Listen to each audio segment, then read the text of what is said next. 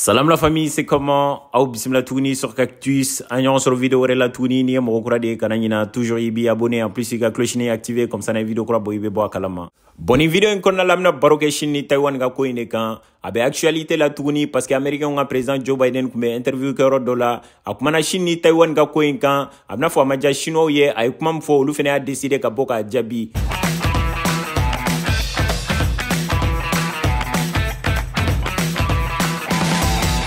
La famille, c'est comment? Y'a fait un atromi, en plein Babyland là, mania beaucoup tourner là. Boutique Flaredo, Toys Ferrero B, c'est-à-dire Demsen ou Clonge Mina ni fan Ferrero B, ok, fait prêt à porter B, mon gros bas fini, Demsen ou fini, Clonge Mina Badé. Déjà, y'a fait un atromi, fin sous bébé sur là. Il Demsen ou Clonge mobile, formulaire mobile, nous pilotis ni fan nous, donc chariot de nous, moto de nous, sur de nous, il est freiné, en plus au bonheur qu'on fait, sur nous, ni fan, à bébé, à baby foot. Mais Clonge Mina fait un fait mon bala, bébé sur la poubelle de nous, il est là, à bébé sur la. On met un tour d'eau, prêt à porter boutique là et tout. Vous allez voir. Venez avec moi. Prêt à porter niveau plein. Tout est dispo.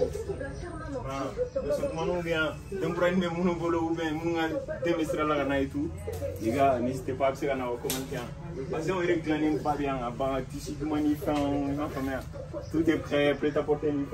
La fin, je vous verrez un état dans ma article bien fois anatomie. Maintenant, tout le gars est babé et tout choix. Déjà madogo mo la vidéo temene una nye vidéo doke ka expliquer yana ka foko mangando be shin ni Taiwan ni nyonche ka sababu yake ko sa ina America nga gouvernement baragela dobe nuba wole ko Nancy Pelosi muso de do ay déplacement doke kana Taiwan dugukolo sanfɛ o maja chinois wiye parce que chinois ya yira ka foko Taiwan ye dugukolo fitini de oluga jamana kono donc oluga jamana ka dugukolo de do mais Taiwan dugukolo sanfɛ population munu be oluko kubuga independence ta mais oni jamana uma jena ye ka yira ka foko Taiwan be se ka independence ta donc olu ya yira ka foko Chine ye jamana kelen de Taiwan ye Chine ka dugukolo de utse ka independence ta américain yere a signé ka foko olu be Chine doron de do jamana ye olu te Taiwan do jamana ye mais boloji nyoma be Taiwan ni américain ni nyonche américain nga sorasu be nga bazi be be ka Taiwan u dege kelela ali wakati do kera américain nga président boraka yira ka foko domi ni chinois ya ngani ata ka foko be wuli ka ta Taiwan mine ka faru yere kan a don olu be intervenir militairement ubuka sorasu bla ka ta Taiwan de me wala saka chinois u kele maja chinois ye Xi Jinping bora wakati do la ka yira ka foko américain nga o kuma ye irresponsabilité de olu be ka Taiwan u pousser ku bla wala sa u ka foko buka indépendance ta wala sa olu ka kele ku fe donc wakati la nya expliquer na ka foko américain nga Nancy Pelosi to déplacer lenga ta Taiwan konna la o maja chinois ye chinois bora ka ta Taiwan u baga ku ka avion de guerre ta anuka kele ke bateau nuka kele ke avion ta ka Taiwan baga ku ka jamana encercler fu ka bateau do kunte se ka do u ka jamana kono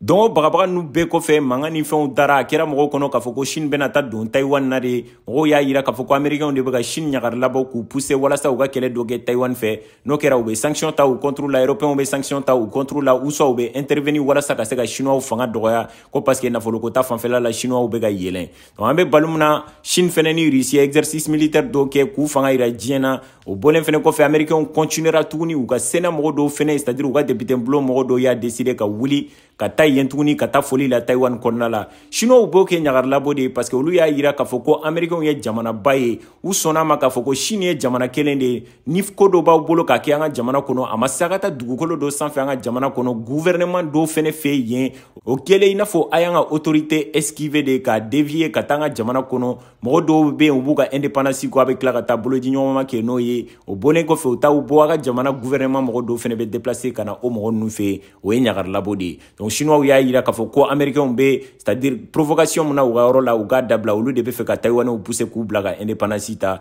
donc koni mogo fenfe ya essayer ka fo kibe dugukolo en fara mogo seki jo Chine na mago che donc o mangan nu kera wakati temenona mangan klala ka datuguni o kofe u klala ka provocation ke tuguni chinois u klala ka wuli tuguni ka tu baga mais o bela kele make donc nya expliquer on ka fo ko chinois ka allié munu be c'est-à-dire ka partenaire munu be ina fo Corée du Nord nunu oni risu fene ka allié munu be ina fo Iran nunu ani jamana chama donc olu bora ka yira ka foko olu be Chine do jamana kelen doron de donc jamana baden be Palestine nu Corée du Nord nu Érythrée nu ani Soudan nu ni jamana chama Mali yere bora ka yira ka foko olu be Chine do jamana jamana kelen de Taiwan te jamana ye à part entière donc indépendance tout bolo américain be ka communiquer provocation de do olu de be fe ka nani kelen yoro ina donc Corée du Nord yere ni Irani Russie olu bora ku o bolo bla tabali sanfɛ ka yira réellement ka fɔ ko américain de be ka diɲɛ fan bɛɛ ɲagami kelen bɛ Ukraine ni Russie ni ɲɔgɔn cɛ américain de be ka Ukrainiens pousser k'u bila ka kɛlɛ kɛ donc Taïwanais fɛnɛ ka yɔrɔ la américain de b'u pousser walasa u ka kɛlɛ dɔ kɛ chinois fɛ ni chinois dimina ka kɛlɛba dɔ kɛ u bɛ intervenir walasa ka se ka chinois fanga dɔgɔya ou soit u b'a essayer ka sanction bin Chine kan donc an bɛ balimu na ko sa in na américain ka président Joe Biden tun bɛ interview kɛ yɔrɔ dɔ la journaliste y'a ɲininka k'a fɔ ko donc ko Ukraine ni Taïwan ka cas tɛ kelen ye ko américain ka président y'a yira k'a fɔ ko don min ni Chine y'a décidé k'a fɔ k'a bɛ wuli ka taa bin Taïwanais kan ka kɛlɛ kɛ walasa ka Taïwan dugukolo fara Chine kan k'u bɛ jɛ ka kɛlɛ k'u fɛ donc américain ka président Joe Biden ye journaliste jaabi k'a fɔ ko olu jɛra n'a ye k'a fɔ ko san tɛmɛnenw na u yɛrɛ de y'a signé k'a fɔ ko Chine ye jamana kelen de ye comme don min ni Chinois y'a décidé k'a fɔ k'u bɛ wuli ka taa bin Taïwan kan k'a dɔn k'olu bɛ réagir militairement ka wuli ka taa n'u ka sɔrɔdasiw ye ka dɛmɛ Taïwan fɛ walasa ka kɛlɛ kɛ Chinois fɛ donc ko ani Ukraine ka cas tɛ kelen ye donc ko Ukraine ye jamana de u ka indépendance b'u bolo en plus o bɔlen fɛnɛ kɔfɛ k'u engagélen don ka Ukraine fɛnɛ dɛmɛ f'u ka victoire de sɔrɔ Russie kan k'a yira Russie la k'a fɔ k'a tɛ se ka wuli ka taa bin jamana kan jamana min ka yɛlɛma hɔrɔnya b'a bolo donc ko victoire ye mun ye Ukraine kɔnɔna la ko fo Russiw ka gɛn de k'u labɔ Ukraine dugukolo sanfɛ complètement n'o kɛra de a bɛ fɔ ko Ukrainiens ye sebaa sɔrɔ Russiw kan donc k'a tun bɛ mɔgɔ caman kɔnɔ k'a fɔ ko fanga de tun bɛ Russiw la k'u tun bɛ se kɛlɛ la donc ko Ukrainiens ka cɛsiri a n'u ka baara u bɛ ka mun kɛ Ukraine kɔnɔna la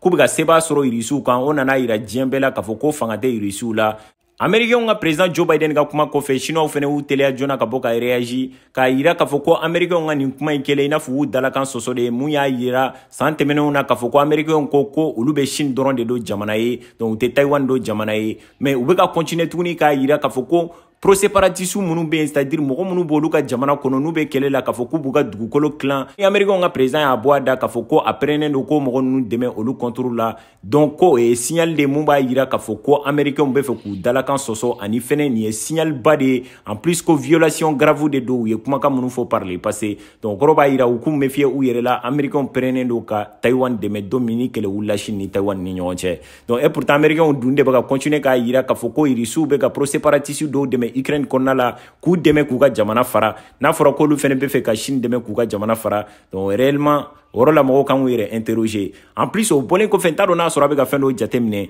n y'a expliqué ɲɛna k'a fɔ ko sommet dɔw bɛ ka kɛ chinois ni Russiw ni ɲɔgɔn cɛ Uzbekistan n'o ye Asie centrale jamana dɔ ye donc o sommet in kɔnɔna la Asie jamanaw bɛɛ bɛ ka fara ɲɔgɔn kan k'u fanga kɛ kelen pour faire face à l'Occident donc n t'a dɔn n'a bɛ k'o jateminɛ américains fɛnɛ u bɛ ka fɛn bɛɛ kɛ walasa kɛlɛ dɔw ka se ka tɛmɛ Taïwan ni Chine ni ɲɔgɔn cɛ nin wagati in na an bɛ balo min na dɔrɔn nin sommet banna dɔrɔn américain ka président bɛ nin kuma fɔ donc o kɔrɔ b'a yira ko c'est pas par hasard diɲɛ bɛ ka se yɔrɔ min ma franchement mɔgɔw kan k'u janto u yɛrɛ la u k'a essayer ka diplomatie de labaara sinon ni américains y'a dɔn k'a fɔ k'u ka intérêt bɛ ka perdre diɲɛ kɔnɔ dɔrɔn u ka dollar fanga bɛ ka dɔgɔya ou soit Asie jamanaw bɛ ka fara ɲɔgɔn kan Chine ni Euro-Asie jamana ninnu bɛ ka fara ɲɔgɔn kan ka essayer ka fanga kura dɔ créer ka Amérique latine ni Afrique ni Asie fara ɲɔgɔn kan ka boloji ɲɔgɔnma kɛ u ni ɲɔgɔn cɛ ka sanni feere ɲɔgɔnya tɛmɛ u ni ɲɔgɔn cɛ ka occidentaux kɛ bolokɔfɛ fɛn ye a b'a ye américains b'a essayer ka ko dɔ kɛ ka kɛlɛba dɔ wuli mun bɛ se ka kɛ sababu ye parce que a b'a jateminɛ wagati bɛɛ systèmew bɛ falen kɛlɛba dɔ de kɔfɛ Première guerre mondiale kɔfɛ deuxième guerre mondiale kɔfɛ